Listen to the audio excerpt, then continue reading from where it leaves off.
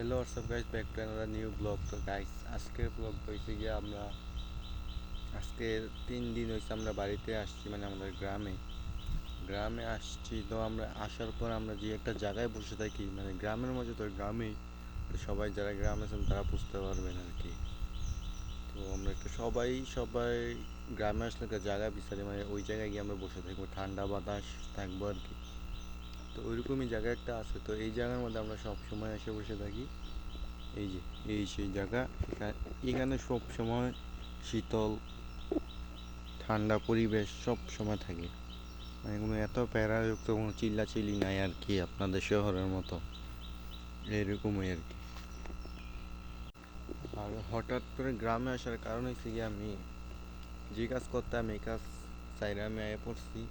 ওই কাজ আর করবো না, মানে কাজ বা টাকা পয়সা দরকার পাই না, এই কারণে কাজ করি ঠিক আছে, টাকা পয়সা দেয় না, ওই কারণে আসা আর কি।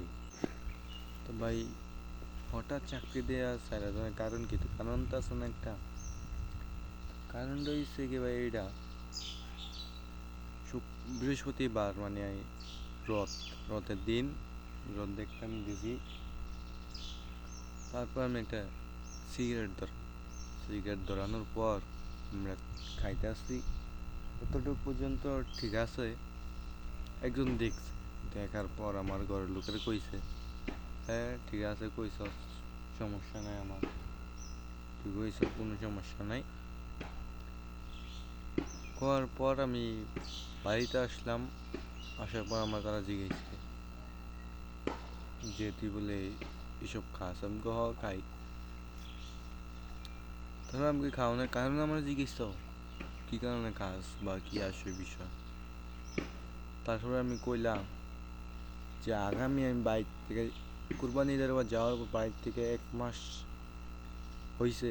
1 মাস আমি যে অশান্তির ভিতরে আসছিলাম, তোমরা আমার কি করা নাই, আমি তোমাদের কল দিছি কথা কাউনের লেগে, মনটা শান্ত দেওয়ানোর লেগে, কিন্তু তোমরা আমাদেরকে কথা কইতে চাও নাই।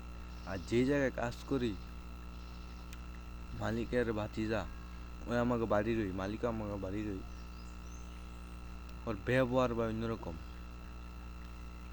চারালার মতো ব্যবহার।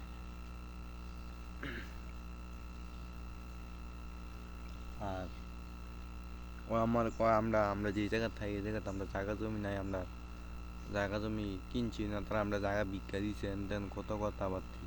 ও আমার অনেকবার মারতে আইস। তো এই কারণে আমি চাকরি ছেড়ে দিছি, কারণ ওই চাকরি না করলে যে, কাজ না করলে যে আমার খায়া না খায়া মইরাম, এরকম কোনো কথা নাই। রিজিকের মালিক এসে গিয়া আল্লাহ। ওইদিকে কাজ করলেও আমি খায়া মইরাম, কাজ না করলেও আমি খাইয়াই মরি। তো এই কাপড় চোপড় তো টানি না, একটা লুঙ্গি আর একটা এই যে পিন্ধে থাকতেছি, জিরিয়ে আছে এটি ধুয়ে দিছি। তো শুক্রবারে যাবো এগুলো আনার জন্য। তো এই ভিডিওটা ভালো লাগে চ্যানেলকে লাইক এবং কি সাবস্ক্রাইব করে দিবেন। ধন্যবাদ।